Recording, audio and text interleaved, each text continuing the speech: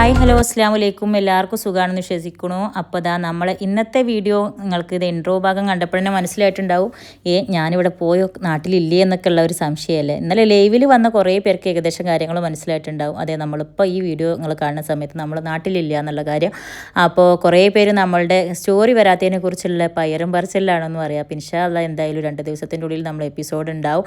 അതിന് മുന്നായിട്ട് നമ്മളെ ജീവിതത്തിൽ നമ്മളെ വീട്ടിലെ പുതിയ വിശേഷങ്ങളും കൂടി നിങ്ങളോട് ഷെയർ ചെയ്യാമല്ലോ എന്നുള്ള ലെവലിലേക്കും കൂടിയാണ് നമ്മളിപ്പോൾ ഈ ഒരു വീഡിയോ ഇട്ടാൽ. കാരണം നമ്മളിപ്പോൾ കറണ്ടിൽ ഇപ്പോൾ നാട്ടിലില്ല, ഖത്തറിലാണ്. പോകുന്നതിന് മുന്നുള്ള ഒരുക്കങ്ങളാണ് ഇപ്പോൾ ഈ കാണുന്നത് കേട്ടോ. അപ്പോൾ പിന്നെ എല്ലാവർക്കും തോന്നുന്നുണ്ടാവും, കിച്ചു അല്ലേ നാട്ടിലേക്ക് വന്നിട്ടുണ്ടായിരുന്നു, 15 ദിവസം ആൾ നാട്ടിലുണ്ടായിരുന്നു. കിച്ചു നാട്ടിലേക്ക് വന്ന് 15 ദിവസം നിന്ന് തിരിച്ചു പോയിട്ട് ഒരാഴ്ചക്ക് ശേഷമാണ് വീണ്ടും ഞാൻ തിരിച്ച് ഖത്തർക്ക് പോകുന്നതിൻ്റെ ഉള്ള ഈ ഒരുക്കങ്ങൾ ഇപ്പോൾ നിങ്ങൾ കാണുന്നത് കേട്ടോ. വെള്ളം മുടി പറിച്ച് പൈസ ഉണ്ടാക്കണം എൻ്റെ മക്കൾ. മാമന്റെ നിറച്ചുമുടി വിറ്റ് പൈസക്കാരാവും. ഇവിടെ ആസിഫിന്റെ, അതായത് എൻ്റെ അനിയന്റെ തലമത്തെ വെള്ളമുടി പറിച്ചു കൊടുത്ത് പൈസ വാങ്ങിക്കുകയാണ് കേട്ടോ. ഇത് കണ്ടപ്പോൾ എനിക്ക് എൻ്റെ ചെറുപ്പത്തെ ഒരു കാര്യം ഓർമ്മ വന്നു. പണ്ട് വെല്ലിപ്പാൻ്റെ ഇപ്പാൻ്റെ ഒക്കെ തല നോക്കി കൊടുത്തിട്ട് പേൻ എടുത്ത് കൊടുത്താൽ പൈസ തരും എന്ന് അറിയട്ടെ. എന്നോട് ചെറുപ്പത്തിൽ ഇതേ ഒരു പ്രായത്തിൽ അന്ന് ഇതുപോലെ വെല്ലിപ്പാക്ക് കഷണ്ടി തലയാണ്. അപ്പോൾ വെല്ലിപ്പാൻ്റെ കഷണ്ടി തലം വന്ന് പേൻ കിട്ടൂലല്ലോ. അപ്പം ഇങ്ങനെ വെറുതെ വെല്ലിപ്പാക്ക് ഒരു മസാജ് പോലെ ജസ്റ്റ് ഇങ്ങനെ വെറുതെ ചെയ്ത് കൊടുത്താൽ മതി. അപ്പം അങ്ങനെ പറയൂ, ഇത്ര പേൻ എടുത്തിട്ടുണ്ടെങ്കിൽ 10 അന്ന് പൈസ എന്താ പറഞ്ഞ പോലെ 10 രൂപ അല്ലെങ്കിൽ 5 രൂപ 2 രൂപ ഒക്കെ നമുക്ക് വലിയ വലുതല്ലേ. അപ്പോൾ എത്ര തരാന്നൊക്കെ പറയുമ്പോൾ ഞാൻ ദേവിച്ചിട്ട് വെറുതെ ഇങ്ങനെ തല മസാജ് ചെയ്യണ പോലെ ആക്കിയാണ്ട് നഖം കൊണ്ട് ഇങ്ങനെ പൊട്ടിയിട്ട് ചെവിൻ്റെ അവിടെ ഇങ്ങനെ ഒച്ച ഉണ്ടാക്കട്ടെ, ഇങ്ങനെ ആക്കിയിട്ട് നഖം കൊണ്ട് ഇങ്ങനെ ഒച്ച ഉണ്ടാക്കി കൊടുക്കും. എന്നിട്ട് വെല്ലിപ്പാനെ പറ്റിക്കും. പക്ഷെ വെല്ലിപ്പാക്ക് അറിയാം ഞാനത് പറ്റിക്കുകയാണെന്നുള്ളത്. എന്നാലും നമുക്ക് ചില്ലറ പൈസ ആയിട്ട് തരുമ്പോൾ അത് എത്രയോ വലിയ പൈസ ആയിട്ടുള്ള സന്തോഷമായി കരട്ടാ. അപ്പോൾ അങ്ങനെ ഇപ്പോൾ മാമനെ പറ്റിച്ചിട്ട് പോലും മാമൻ്റെ എത്ര മുടി എടുത്തിക്കണം, അല്ലെങ്കിൽ മാമൻ്റെ തലമന്നി എത്ര പേൻ എടുത്തിക്കണം എന്നൊക്കെ പറഞ്ഞിട്ട് അനിയനെ പറ്റിക്കുമ്പോൾ ഞാൻ അതാണ് എനിക്ക് ഓർമ്മ വരുന്നത്. അപ്പോൾ എന്തായാലും ഇവിടെ പാക്കിങ്ങും കാര്യങ്ങളൊക്കെ നടന്നുകൊണ്ടിരിക്കുകയാണ്. നാട്ടിൽ നിന്ന് കൊണ്ടുപോകാൻ പറ്റുന്ന ചക്ക, മാങ്ങ, തേങ്ങ എന്നുള്ള പറ്റുന്ന പരിപാടികളൊക്കെ കൊണ്ടുകൊണ്ട് കൂടെ കുക്കർ, പാത്രങ്ങൾ എന്നുള്ള ലെവലിൽ അതും കരുതിയിട്ടുണ്ട്. എന്തായാലും ലഗേജ് ഓവർ ആവാണ്ടിരുന്നാൽ മതിയായിരുന്നു എന്നുള്ള ലെവലിൽ ഒക്കെ സെറ്റാക്കി ഞങ്ങളിതാ എയർപോർട്ടിലേക്ക് പോയിക്കൊണ്ടിരിക്കുക. പുലർച്ചെയുണ്ട്. രാത്രിങ്ങത്തെ പാക്കിങ് കാര്യങ്ങളൊക്കെ കഴിഞ്ഞ് നേരത്തെ കിടന്നുറങ്ങി. രാവിലെ ഒരു 5:30 ആ ടൈം ആകുമ്പോഴാണ് നമ്മൾ വീട്ടിൽ നിന്ന് ഇറങ്ങിയത് കേട്ടോ. പുലർച്ചെ നീറ്റ് പോകുന്നത് കൊണ്ട് തന്നെ മക്കളും ഉമ്മയും ഒക്കെ നല്ല ഉറക്കാണ് കേട്ടോ. അപ്പോൾ കാരണം ഇപ്പോൾ വെക്കേഷൻ ടൈം ആയതുകൊണ്ട് അവർക്ക് നേരം വഴുകി ഉറങ്ങിയിട്ടും നേരത്തെ എണീറ്റിട്ടുള്ള ശീലമാണ് ഇതുവരെ. ഇനിയിപ്പോൾ ആ ശീലങ്ങളൊക്കെ മാറ്റേണ്ടി വരും.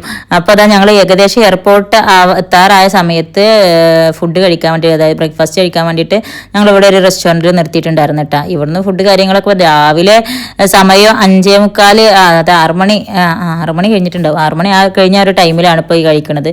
പക്ഷേ ആർക്കും ഒരു വിശപ്പും ഉണ്ടായിരുന്നില്ല. നേരെ വൈകി കഴിച്ചിട്ടുള്ള ശീലമായിരുന്നല്ലോ. അപ്പോൾ ഇത്രയും നേരത്തെ കഴിച്ചേക്ക് ആർക്കും ഒന്നും പോകണമെന്നില്ല കേട്ടോ. എന്നാലും പേരിന് എന്തെങ്കിലും കഴിക്കാന്നുള്ള ലെവലിൽ കഴിച്ച് വരുത്തി ഞങ്ങൾ ഇതാ എയർപോർട്ടിലേക്ക് പോയിക്കൊണ്ടിരിക്കുകയാണ് കേട്ടോ. എയർപോർട്ടിൽ എത്തിക്കഴിഞ്ഞപ്പോൾ എൻ്റെ നെഞ്ചിന് എന്തില്ലാത്തൊരു തരം പെടച്ചിൽ കേട്ടോ. ഒരു താളംകൊട്ടൽ. ആ താളംകൊട്ടലിൻ്റെ അർത്ഥം എന്താണെന്നുള്ളത് ഏകദേശം ചിലർക്കൊക്കെ മനസ്സിലായിട്ടുണ്ടാവും. അതെ, മക്കൾ കൂടെ പോരുന്നില്ല കേട്ടോ, ഞാൻ മാത്രമാണ് പോകുന്നുള്ളൂ. പക്ഷേ അൽഹംദുലില്ലാ അവർക്ക് അതിൻ്റെതായ പ്രശ്നങ്ങളോ ബുദ്ധിമുട്ടുകളോ ഒന്നുമില്ല. ഓല് എല്ലാം ഹാപ്പിയാണ്. കാരണം ഓൽക്ക് ഏറ്റവും ഇഷ്ടപ്പെട്ട ആളെ കൂടെയാണല്ലോ ഇനിയിപ്പോൾ ഞാൻ നാട്ടിലേക്ക് വരണവരെ നിൽക്കാൻ പോണത്. അതായത് ഓലെ താത്തമ്മാൻ്റെ കൂടെ, അതായത് എൻ്റെ ഉമ്മാൻ്റെ കൂടെ, അമ്മയും അവരും കൂടിയാണ്. ഇപ്പോൾ ഇത്തവണ അനിയനും വൈഫും ഉണ്ടാവും കേട്ടോ. അതായത് നാത്തൂനും ആങ്ങളെയും അവരെ കുഞ്ഞു ബേബിയും ഉണ്ടാവും. അതായത് ഞങ്ങളെ പിയക്കുട്ടിയുടെ കൂടി അവർക്ക് നിൽക്കാച്ച ഭയങ്കര ഇഷ്ടമാണ് കേട്ടോ. അപ്പോൾ ഇത്തവണ അവരെല്ലാവരും കൂടിയിട്ട് വീട്ടിൽ നിൽക്കാന്ന് പറഞ്ഞതുകൊണ്ട് തന്നെ മക്കൾ നല്ല സന്തോഷത്തിലും കൂടിയാണ്. അവളെയും കൂടെ കളിക്കാലോ, ഓളെപ്പോഴും കാണാലോ എന്നൊക്കെ പറഞ്ഞിട്ടുള്ളതിൻ്റെ ഇത്.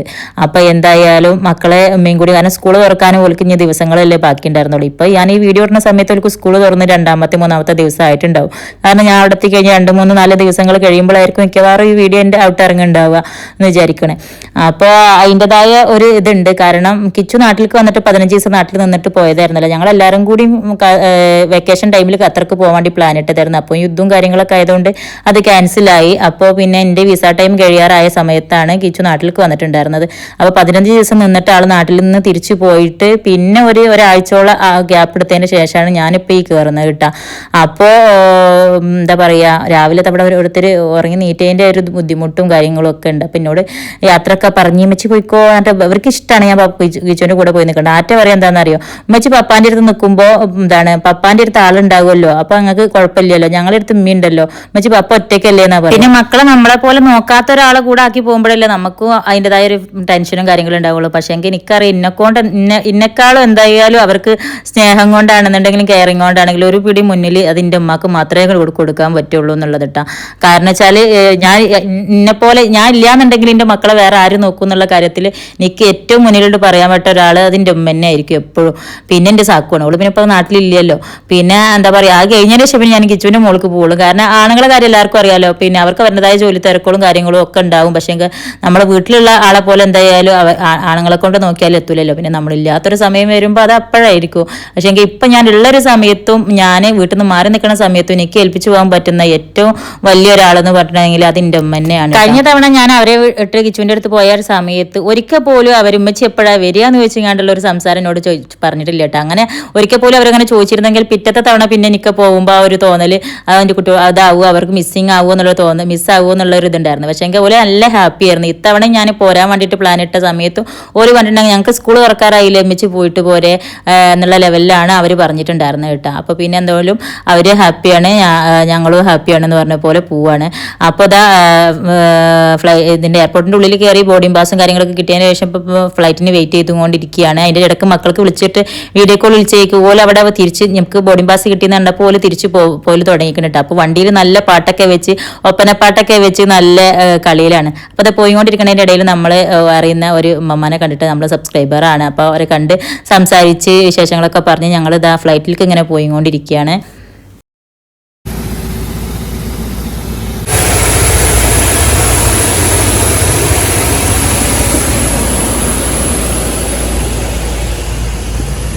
അങ്ങനെ ആ ഫ്ലൈറ്റിൻ്റെ ഉള്ളിൽ എത്തിയിട്ടാ ഇത്തവണ ആദ്യമായിട്ടാണ് എനിക്ക് സീറ്റ് നമ്പർ 9 കിട്ടണം കേട്ടോ. മറ്റേത് എപ്പോഴും എനിക്ക് 15ൻ്റെ ശേഷം കിട്ടുക. അതുകൊണ്ട് തന്നെ ഞാൻ എപ്പോഴും മിക്കവാറും ആ ഒരു എന്താ പറയുക 20-24 ആ ഒരു സീറ്റ് നമ്പർ കിട്ടുമ്പോൾ മിക്കവാറും ഞാൻ എവിടേക്ക് അരച്ചിട്ടാണ് നമ്മളെ ഫ്ലൈറ്റിൻ്റെ ഇതുണ്ടാവില്ല, വിങ്സ് ഉണ്ടാവില്ല, ചിറകുണ്ടാവില്ല, ചിറകിൻ്റെ നേരെ സൈഡിലായിട്ടാണ് എനിക്ക് മിക്കവാറും സീറ്റ് കിട്ടലുണ്ടായിരുന്നു കേട്ടോ. ഇത്തവണ എനിക്ക് 9 കിട്ടിയത്. അതുകൊണ്ട് തന്നെ കുറച്ചധികം ഫ്രണ്ടിലായിരുന്നു കേട്ടോ സീറ്റ് ഉണ്ടായിരുന്നത്. അപ്പോൾ എനിക്ക് തോന്നുന്നു ഇത്തവണത്തെ വിഷയിൽ കുറച്ച് വ്യത്യസ്തമായിട്ട് കാണാൻ പറ്റും എന്നുള്ള സാധാരണത്തിനൊക്കെയായി. അതെ പിന്നെ സൈഡ് സീറ്റ് തന്നെ ആയിരുന്നു. ഇതിൻ്റെ അപ്പുറം ഒരാൾ ഒരു തിരൂരിലുള്ള ഒരു കാക്കയും വേറെ ഒരു കാക്കിയായിരുന്നു ഉണ്ടായിരുന്നത് കേട്ടോ. അപ്പോൾ തിരൂരിലുള്ള കാക്കാനോട് പോകുന്ന വഴിക്ക് കുറേ വിശേഷങ്ങളും കാര്യങ്ങളൊക്കെ ഇങ്ങനെ പറഞ്ഞുകൊണ്ടുള്ള പോക്കാണ് കേട്ടോ ഇത്തവണത്തെ. കാരണം എവിടെയാണ് മലയാളിയാണെന്ന് മനസ്സിലായിക്ക് കാക്കി തന്നെ ഓരോ വിശേഷങ്ങളും നമ്മളെ ഞാൻ വീഡിയോ എടുക്കുന്നുണ്ട്. അപ്പോൾ ചാനലിൻ്റെ വിശേഷങ്ങളും കാര്യങ്ങളൊക്കെ ചോദിച്ചറിഞ്ഞ് അങ്ങോട്ടും ഇങ്ങോട്ടൊക്കെ നല്ല കമ്പനിയും കാര്യങ്ങളൊക്കെ ആയിട്ട് ഇങ്ങനെ വർത്താനം പറഞ്ഞിരുന്നു പോട്ടെ. നമുക്ക് യാത്ര ചെയ്യുമ്പോൾ നമുക്ക് കൂടെ സംസാരിക്കാൻ ഒരാളെ കിട്ടുമ്പോൾ അത് നമുക്ക് മനസ്സിൽ സങ്കടം ഉണ്ടെന്നുണ്ടെങ്കിലും ആ ഒരു സമയം മാറി കിട്ടാനും അത് വലിയൊരു ആശ്വാസമാണല്ലോ അല്ലേ. അപ്പം ഇതാ ഞാനും ഇത്തവണ അതാ പുറത്തുള്ള വേറിട്ട കാഴ്ചകൾ കാണാമെന്ന് പറഞ്ഞ പോലെ സാധാരണ ഇരിക്കുന്ന എപ്പോഴും ഞാൻ എപ്പോഴും വിചാരിക്കരുത് നിൽക്കെന്താ ഈ ഫ്ലൈറ്റിൽ യാത്ര ചെയ്യുമ്പോൾ എപ്പോഴും ഒരേ നമ്പർ പോലത്തെ സീറ്റ് തന്നെ കിട്ടണേ. കുറച്ച് ഫ്രണ്ടിലോ അല്ലെങ്കിൽ ബാക്കിലോ ആയിരുന്നെങ്കിൽ എങ്ങനെ ഉണ്ടാവുമെന്നൊന്നും അറിയായിരുന്നു എന്നുള്ളത് കേട്ടോ. അപ്പോൾ ഇത്തവണ കുറച്ച് അധികം ഫ്രണ്ടിലായതുകൊണ്ട് തന്നെ ഞാനിത് അങ്ങനെ പുറത്തെ കാര്യങ്ങളൊക്കെ ഇങ്ങനെ വെറുതെ ഷൂട്ട് ചെയ്തുകൊണ്ട് ഇരിക്കുകയായിരുന്നു കേട്ടോ. ഇത്തവണ അൽഹംദുലില്ലാ നമ്മുടെ ഫോൺ ചേഞ്ച് ചെയ്തുകൊണ്ട് തന്നെ വിഷ്വൽസ് കാണാനും തന്നെ കുറച്ചധികം ഭംഗിയുള്ള പോലെ എനിക്ക് തോന്നുന്നു കേട്ടോ.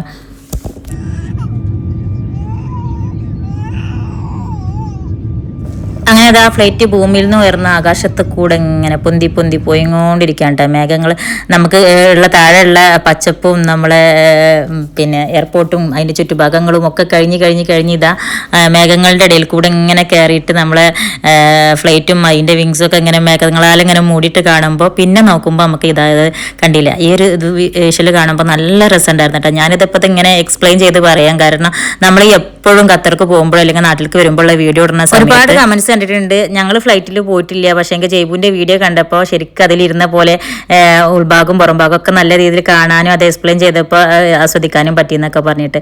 അപ്പോൾ അത് നമുക്കും കൂടി സന്തോഷം ഉണ്ടാക്കുന്ന കാര്യമല്ലേ, മറ്റുള്ളവർക്ക് സന്തോഷം കൊടുക്കുക എന്ന് പറയുമ്പോൾ. മേഘങ്ങളുടെ മുകളിലെത്തി കഴിഞ്ഞാൽ പിന്നെ നമുക്ക് എപ്പോഴും ഒരേപോലെ തന്നെയല്ലേ കാണാനുള്ളത്. അതുകൊണ്ട് തന്നെ എന്താ ചെയ്ത് ഞാൻ നന്നായിട്ടൊന്നുണ്ട് കിടന്ന് ഉറങ്ങിയിട്ടാണ്. നന്നായിട്ടൊന്ന് ഉറങ്ങി എണീറ്റ് കഴിഞ്ഞപ്പോൾ വീണ്ടും നമ്മൾ അതേ നിൽക്കണ പോലെ തന്നെ ഒരു ഫീലായിരുന്നു. അപ്പോൾ ഞാൻ എന്ത് ചെയ്ത് ചേട്ടാ ബാഗിൽ നിന്ന് ഒരു സ്നിക്കേഴ്സ് ഒക്കെ എടുത്ത് കഴിച്ച്. കാരണം നല്ല വിശക്കുണ്ടായിരുന്നു. രാവിലെ കാര്യമായിട്ടൊന്നും കഴിച്ചിട്ടുണ്ടായിരുന്നില്ലല്ലോ അന്ന്. രാവിലത്തെ അത്രയും നേരത്തെ ബ്രേക്ക്ഫാസ്റ്റ് കഴിച്ചുകൊണ്ട് പ്രത്യേകിച്ച് ഒന്നും കഴിക്കാൻ പറ്റിയിട്ടുണ്ടായിരുന്നില്ല. ജസ്റ്റ് ഒരു അപ്പട്ടിട്ട് അത് ഇങ്ങനെ തോണ്ടിയിരുന്നതെന്നല്ലാണ്ട് പിന്നെ അപ്പത്തെ ഒരു മൂഡും ശരിയുണ്ടായിരുന്നില്ല. അപ്പോൾ അതുകൊണ്ട് നല്ല വിശക്കുണ്ടായിരുന്നു. പിന്നെയും കുറച്ച് നേരം ഒന്ന് ഉറങ്ങി എണീറ്റ് നോക്കിയപ്പോഴേക്കും നമ്മളിതാ ദോഹ എയർപോർട്ടിൽ എത്താറായിട്ടുണ്ട് കേട്ടോ. അപ്പം നമുക്ക് താഴെ ഇങ്ങനെ താഴേക്ക് നോക്കുമ്പോൾ അങ്ങനെ കാണാൻ പറ്റും എയർപോർട്ടിലേക്ക് നമുക്ക് ഇനി എന്താ പറയുക താഴെ എത്താൻ വേണ്ടിയിട്ട് എയർപോർട്ടിൽ എത്താൻ വേണ്ടിയിട്ടാണ് അധികം സമയമില്ല എന്നുള്ളത്. പക്ഷേ എങ്കിൽ ഇവിടുന്നാണ് കേട്ടോ പിന്നീട് നിങ്ങൾക്ക് കുറേ സമയം ലാഗായ പോലെ തോന്നിയത്. കാരണം ഫ്ലൈറ്റ് ഏകദേശം നമ്മളെ ടൈമിനേക്കാൾ ഒരു 2 മണിക്കൂറോളം ലേറ്റ് ആയി. കാരണം എനിക്ക് തോന്നുന്നു ഏറ്റവും കൂടുതൽ സമയം പെൻഡിങ് നിന്ന് എവിടെയാണ്. ആദ്യമായിട്ടാണ് ഇങ്ങനെ ഒരു എക്സ്പീരിയൻസ് ഉണ്ടാവുന്നത്. കാരണം നമ്മൾ എയർപോർട്ടോളം പിന്നെ അതായത് കടലിന്റെ വിശലോളം താന്ന് വരും ഫ്ലൈറ്റ്. പിന്നെ അത് കഴിഞ്ഞിട്ട് കണ്ട് വീണ്ടും നമ്മൾ മേഘങ്ങളെ മുകളിലേക്ക് തന്നെ പോയിട്ട് ഇതേപോലത്തെ ഒരു നൃത്തമായിരുന്നു. പിന്നെയും കുറേ ടൈം ആ നൃത്തം കഴിയും, വീണ്ടും താന്ന് വരും, പിന്നെയും പോലെ എന്താ അവിടെ പറ്റിയെന്നുള്ളതൊക്കെ അറിയില്ല. കുറേ ടൈം അങ്ങനെ ലാഗായ പോലെ നമുക്ക് തോന്നി. സത്യം പറഞ്ഞാൽ ഇങ്ങനെയൊക്കെയുള്ള സമയങ്ങളിലാണ് നമ്മൾ ഫ്ലൈറ്റിൽ നിന്നുണ്ടാവുന്ന ഓരോ അപകടങ്ങളെ കുറിച്ചിട്ടും ലാൻഡിങ്ങിൽ നിന്നുണ്ടാവുന്ന ഓരോ പ്രശ്നങ്ങളെ കുറിച്ചിട്ടും ഒക്കെ നമുക്ക് ഇങ്ങനെ മനസ്സിലേക്ക് വരട്ടെ. ഓരോരോ ന്യൂസുകളും കാര്യങ്ങളൊക്കെ ഉണ്ടാവുമല്ലോ നമ്മൾ കഴിഞ്ഞു പോയി അങ്ങനെ ഓരോരോ ന്യൂസുകൾ. അതുപോലെ എനിക്കും അതാഞ്ഞിപ്പോൾ ലാൻഡിങ് ടൈമിൽ എന്തെങ്കിലും പ്രോബ്ലം ഉണ്ടാ, എന്തുകൊണ്ട് ഇങ്ങനെ ലാഗ് ആവണം എന്നൊക്കെയുള്ള ഒരു പല ചിന്തകളും മനസ്സിലേക്ക് വന്നിട്ടുണ്ടായിരുന്നു കേട്ടോ. അപ്പോൾ എന്തായാലും അൽഹംദുലില്ലാ അപകടങ്ങളും കാര്യങ്ങളും ഒന്നും കൂടാതെ തന്നെ നമ്മൾ അൽഹംദുലില്ലാ ദോഹ എയർപോർട്ടിൽ ഇതാ ലാൻഡ് ചെയ്യാൻ വേണ്ടിയിട്ട് പോവുകയാണ്. ഇനിയിപ്പോൾ എയർപോർട്ടിലത്തെ കാര്യങ്ങളും സംഭവങ്ങളും ഒക്കെ കഴിഞ്ഞിട്ട് നേരെ കിച്ചുവിൻ്റെ അടുത്തേക്ക് എത്തുക എന്നുള്ളതാണ് അടുത്ത മനസ്സിലുള്ള ഒരു ചിന്ത കേട്ടോ. അപ്പോൾ ഇവിടെ എത്തിയതിൻ്റെ ശേഷം ഞാൻ ആദ്യം തന്നെ ഇവിടുന്ന് എയർപോർട്ടിൽ നിന്ന് വൈഫൈ കണക്ഷൻ എടുത്ത്, കാരണം ഇവിടുന്ന് സിം ഉണ്ടായിരുന്നില്ലല്ലോ. അപ്പോൾ അതുകൊണ്ട് തന്നെ ഞാൻ ഇവിടെ എത്തിയപ്പോൾ തന്നെ നമ്മൾ എയർപോർട്ടിലെ വൈഫൈ ഇതാക്കി കണക്റ്റ് ആക്കി. പിന്നെ നേരെ ലഗേജ് എടുക്കാൻ പോയി. അവിടുന്ന് ഞാൻ ലഗേജും കാര്യങ്ങളൊക്കെ എടുത്തു. കുറച്ച് ടൈം ഇങ്ങനെ വെയിറ്റ് ചെയ്ത് നോക്കിയതിൻ്റെ ശേഷം നമ്മളെ ലഗേജ് എത്തിയിട്ട് അപ്പോൾ അതെടുത്തിട്ട് നേരെ പിന്നെ ഞാനിതാ പോയി നേരെ ഇതാ കിച്ചുവിൻ്റെ അടുത്തെത്തിയിട്ട് കിച്ചുവിൻ്റെ അടുത്തെത്തണ ആ വീഡിയോ ഒന്നും ഞാൻ അപ്പോൾ എടുത്തിട്ടുണ്ടായിരുന്നില്ല. കാരണം എനിക്ക് ഒരു കൈ കൊണ്ട് ഫോൺ ഹാൻഡിൽ ചെയ്തെങ്ങാണ്ട് ട്രോളി ഉന്താൻ വേണ്ടി പറ്റുന്നുണ്ടായിരുന്നില്ല.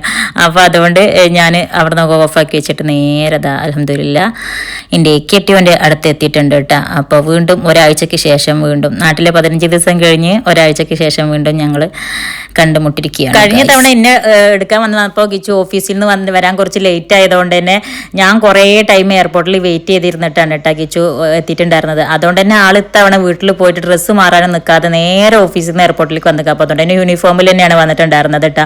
അപ്പോൾ അവിടെ എത്തിയിട്ട് ഞങ്ങളിതാ നേരെ ഫുഡ് കഴിക്കാനാണ് പോയത്. കാരണം ഇവിടെ സമയം എന്താ പറയുക ഖത്തർ സമയം ഇപ്പോൾ ഏകദേശം ഒരു മണിയല്ല 1 മണിക്കാണ് സാധാരണ ഞാൻ ഫ്ലൈറ്റ് ഇറങ്ങി വരേണ്ടത്. പക്ഷെ ഞാൻ 2 മണിക്കൂർ ലേറ്റ് ആയതുകൊണ്ട് 2:30 മണി കഴിഞ്ഞ് തോന്നുന്നു. 2:30-2:45 ആ ടൈം ആയിട്ടുണ്ടാവും. എന്നാൽ നല്ല രീതിയിൽ തന്നെ വിശപ്പെടായിരുന്നു. 2 മണിക്കൂർ ലേറ്റ് ആയിരുന്നല്ലോ ഫ്ലൈറ്റ്. അപ്പോൾ അതുകൊണ്ട് തന്നെ ഞങ്ങൾ നേരെ ഫുഡ് കഴിക്കാനായിട്ട് പോകട്ടെ. ഇവിടെ നല്ല ചൂടാണ്. നല്ല ചൂടെന്ന് പറഞ്ഞാൽ ഒരുമാതിരിപ്പെട്ട ചൂട് തന്നെയാണ്. പക്ഷേ ഇതിവിടെ ചൂടിന്റെ തുടക്കം മാത്രമാണ്. ഒറിജിനൽ ചൂട് കാണാൻ പോകണല്ലുള്ളൂ എന്നാണ് എൻ്റെ കെട്ടുവിൻ്റെ വാണിങ് കേട്ടോ. അപ്പോൾ എന്തായാലും അത് കഴിഞ്ഞ് നേരെ ഞങ്ങൾ ഫുഡ് കഴിക്കാനായിട്ട് പോയത്. ഇവിടെ എനിക്ക് ഈ ഖത്തറിലെ ഏറ്റവും ഇഷ്ടപ്പെട്ട ഫുഡ് മധുഹൂത്ത്, അത് കഴിക്കാൻ വേണ്ടിയിട്ടാണ് കേട്ടോ. നേരെ പോയി നല്ല മട്ടൻ മധുഹൂത്തൊക്കെ കഴിച്ച് നല്ല വിശന്നിരിക്കണ നേരമായതുകൊണ്ട് നല്ല ചൂടോടെ തന്നെയുള്ള മട്ടൻ മധുഹൂത്ത് കഴിച്ചേക്ക് വയറ് നല്ല റാഹത്തായിട്ടാണ്. പിന്നെ വരുന്ന വഴിക്ക് മക്കൾക്ക് വിളിച്ചിട്ടുണ്ടായിരുന്നു. അപ്പോൾ ഒരു ഭയങ്കര കളിയിലാണ്, നല്ല TV കാണലും കളിയിലും ഒക്കെ പാടിയാണ്. കൂടാതെ ഇനി പെരുന്നാൾ തലേന്നും കൂടിയാണല്ലോ, നാളെയാണ് ഖത്തറിലെ പെരുന്നാൾ കേട്ടോ. അതായത് ഞാൻ പെരുന്നാളിൻ്റെ തലേന്ന് അങ്ങോട്ട് പോന്നിട്ടുള്ളത്. അവിടെ ഇവിടുത്തെ പെരുന്നാൾ കഴിഞ്ഞതിൻ്റെ പിറ്റേ ദിവസമാണല്ലോ അവിടുത്തെ പെരുന്നാൾ. അപ്പോൾ അവിടുത്തെ ഓരോ ഫ്രണ്ട്സുകളൊക്കെ പാടി അയൽപക്കത്തെ കുട്ടികളൊക്കെ വന്നിട്ടുണ്ട് വീട്ടിൽ. അപ്പോൾ എല്ലാവരും ചേർന്ന് നല്ല TV കാണലും കളിയിലും ഒക്കെയാണ്. അപ്പോൾ എന്തായാലും മക്കളെ സന്തോഷം ആണ്, മക്കളും റാത്താണെന്ന് കണ്ട സന്തോഷത്തിൽ ഞങ്ങൾ നേരെ നമ്മളെ ഖത്തറിലെ വീട്ടിലെത്തിയിട്ടുണ്ട് കേട്ടോ.